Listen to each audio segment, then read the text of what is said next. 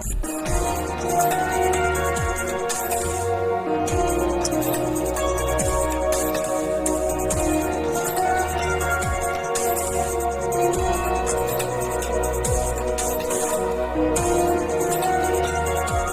1880, मृत्यु 8 अक्टूबर 1936। 31 जुलाई 1880, 8 अक्टूबर 1936 के उपनाम से लिखने वाले धनपत राय श्रीवास्तव हिंदी और उर्दू के महानतम भारतीय लेखकों में से एक हैं। उन्हें मुंशी प्रेमचंद व नवाब राय नाम से भी जाना जाता है और उपन्यास सम्राट के नाम से अभिहित किया जाता है।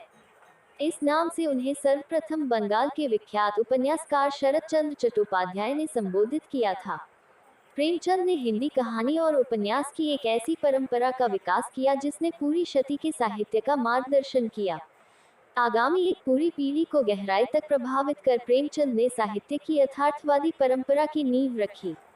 उनका लेखन हिंदी साहित्य की एक ऐसी विरासत है जिसके बिना हिंदी के विकास का अध्ययन अधूरा होगा। वे एक संवेदनशील लेखक, सचेत नागरिक, कुशल वक्ता तथा सुधी संपादक थे।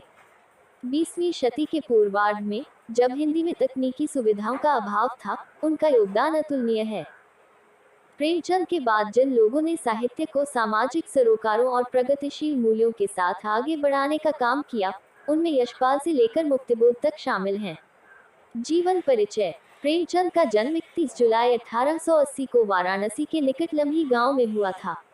उनकी माता का नाम आनंदी देवी था तथा पिता मुंशी अजायब राय लम्ही में डाक मुंशी थे। उनकी शिक्षा का आरंभ उर्दू, फारसी से हुआ और जीवनयापन का अध्यापन से। पढ़ने का शौक उन्हें बचपन से ही लग गया।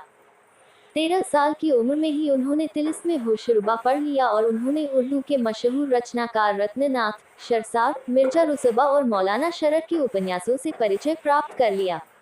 1898 में मैट्रिक की परीक्षा उत्तीर्ण करने के बाद वे एक स्थानीय विद्यालय में शिक्षक नियुक्त हो गए।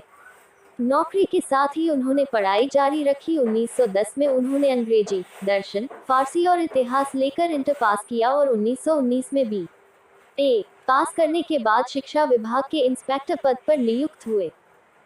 7 वर्ष की अवस्था में उनकी माता तथा 14 वर्ष की अवस्था में पिता का देहांत हो जाने के कारण उनका प्रारंभिक जीवन संघर्षमय रहा। उनका पहला विवाह उन दिनों की परंपरा के अनुसार 15 साल की उम्र में हुआ, जो सफल नहीं रहा। वे आर्य समाज से प्रभावित रहे, जो उस समय का बहुत बड़ा धार्मिक और सामाजिक आंदोलन था। उन्होंने विधवा विवाह का समर्थन किया और 1906 में दूसरा विवाह अपनी प्रगतिशील परंपरा के अनुरूप बाल विधवा शिवरानी देवी से किया। उनकी 3 संतानें हुई, श्रीपत राय, अमृत राय और कमला देवी श्रीवास्तव। 1910 में उनकी रचना सोजे वतन, राष्ट्र का विलाप के लिए हमीरपुर के जिला कलेक्टर ने तलब किया और उन पर जनता को भड़काने का आरोप लगाया। सोजे वतन की सभी प्रतियां जब्त कर नष्ट कर दी गईं। कलेक्टर ने नवाब राय को हिदायत दी कि अब वे कुछ भी नहीं लिखेंगे, यदि लिखा तो जेल भेज दिया जाएगा। इस समय तक प्रेमचंद धनपत राय नाम से लिखते थे। उर्दू में प्रकाशित होने वाली जमाना पत्रिका के संपादक और उनके अजीज दोस्त मुंशी दयानारायण निगम ने उन्हें प्रेमचंद नाम से लिखने की सलाह दी। इसके बाद वे प्रेमचंद के नाम से लिखने लगे। उन्होंने आरंभिक लेखन जमाना पत्रिका में ही किया। जीवन के अंतिम दिनों में वे गंभीर रूप से बीमार पड़े।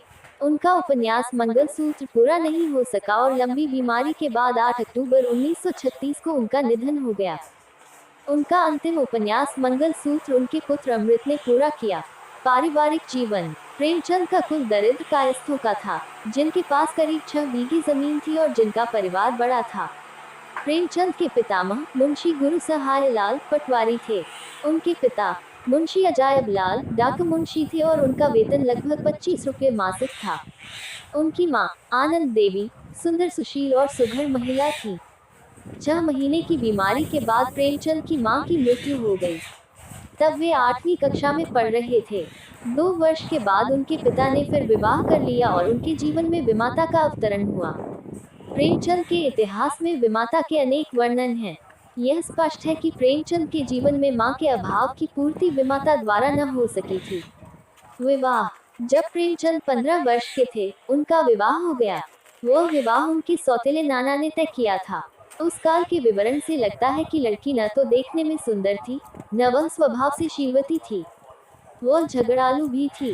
प्रेमचंद के कोमल मन का कल्पना भवन मानो नींव रखते रखते ही ढह गया। प्रेमचंद का यह पहला विवाह था। इस विवाह का टूटना आश्चर्य न था। प्रेमचंद की पत्नी के लिए यह विवाह एक दुखद घटना